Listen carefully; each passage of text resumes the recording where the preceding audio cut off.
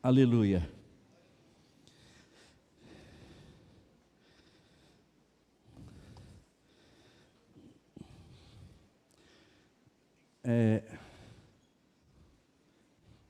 Eu me senti no céu. Aquele momento que diz assim, que vai ter meia hora de silêncio. Eu me senti nesse horário, nesse momento, nessas meia hora. Tá? Ó, tarefa para você, não deixe ninguém dormir perto de você, tá bom? Tá certo? Eu já falei aqui de uma irmã, né, abençoada, que falou: Pastor Luizinho, sua voz é tão mansa. Eu tive uma novidade agora há pouco tempo. Pastor, sabe, pastor, quando eu vou à igreja, eu nem tomo Rivotril. Eu durmo, que é uma beleza. Tá bom, tá ótimo. Mas, queridos, quero dizer aos irmãos que estamos na casa de Deus, temos liberdade no Senhor. Portanto, se der uma vontade de dar um glória a Deus, dê um glória a Deus. Tá? Se é para comungar com o que estamos falando, diga amém, aleluia. Senhor, é desse jeito. Tá? Mas, pastor, nós não somos a Assembleia de Deus. Somos sim. Participamos sim da Assembleia dos Santos. Alô? Amém? Somos sim. Quem pensa que nós não somos, quem é você, então? Somos sim da Assembleia dos Santos. Então tenhamos liberdade para proclamar o nome do Senhor Jesus. Amém? Bom, então nós acabamos de ler o texto, vamos revisar novamente. No dia seguinte, João viu a Jesus que vinha para ele e disse: Eis o Cordeiro de Deus que tira o pecado do mundo.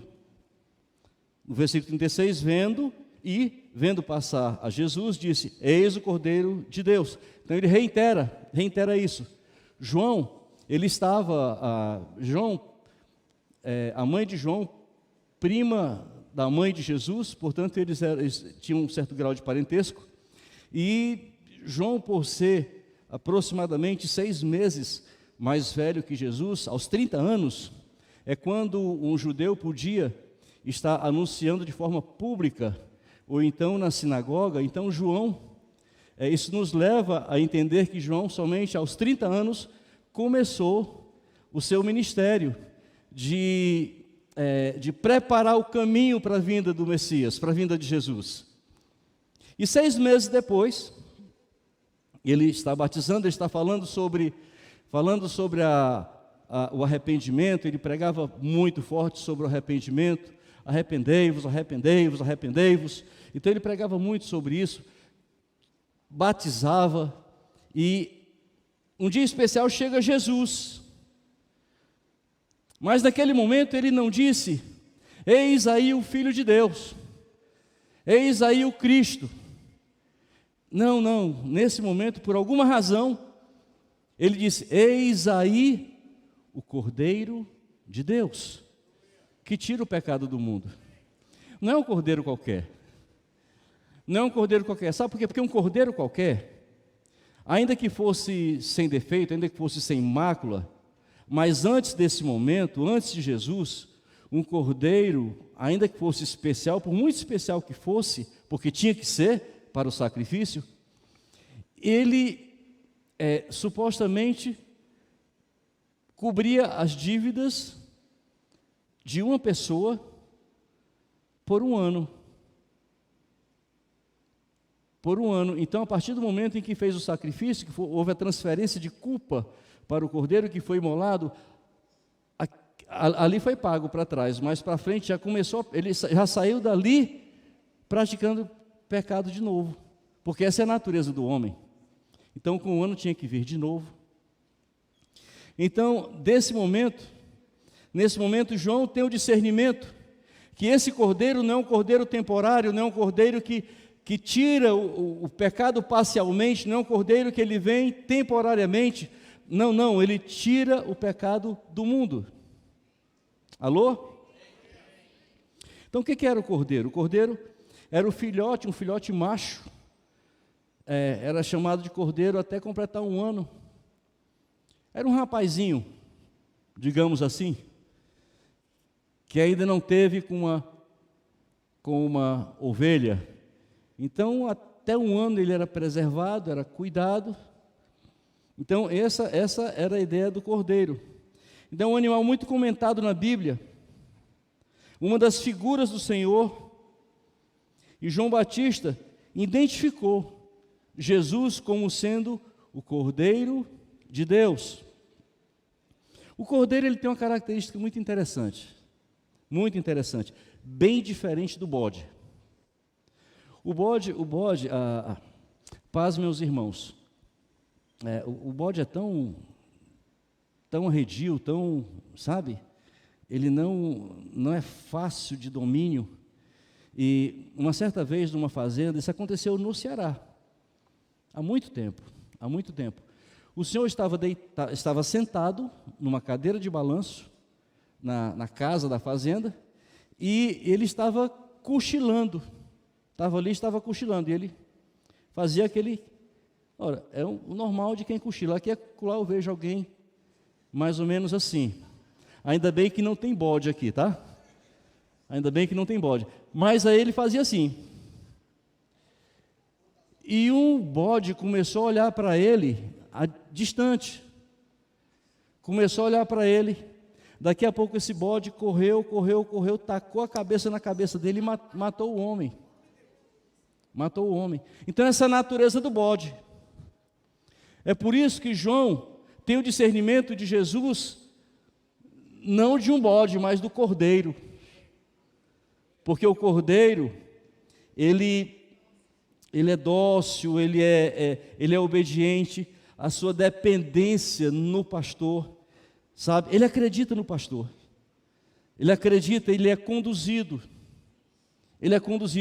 É tão interessante o cordeiro, que quando um cordeiro ele é um pouquinho mais rebelde, então quebra a patinha dele, o pastor, e depois passa a carregar no ombro. E aí o que acontece? Quando aquilo ali é sarado, não larga os pés do pastor, para onde o pastor vai, ele está ali o tempo todo. Então, essa é a natureza do cordeiro. Por isso, queridos, essa é a natureza que devemos ter, a natureza do cordeiro. Amém? Não a natureza de bode. A importância do cordeiro é que o cordeiro é o animal mais adequado para o sacrifício. É o animal mais adequado para o sacrifício. Quando nós pensamos na questão do animal mais adequado, ao momento em que Deus traz um desafio muito grande para Abraão. Abraão, por 24 anos para ter a promessa, ele já recebeu a promessa com 75 anos, e se cumpre essa promessa de 99 para 100 anos, 24 anos depois. Agora, depois que o menino está, talvez ali com uns 12 anos, aí Deus faz uns, né, querido? Deus pega e pede para Abraão, eu quero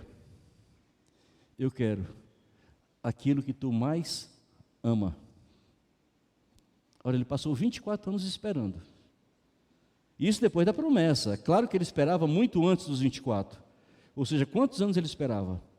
Agora, 12 anos se apegando ao menino. E depois que se apega ao menino, aí Deus pede. Oferece a mim. E quando eles estão subindo lá no monte, e o menino está olhando, está vendo o cenário todo.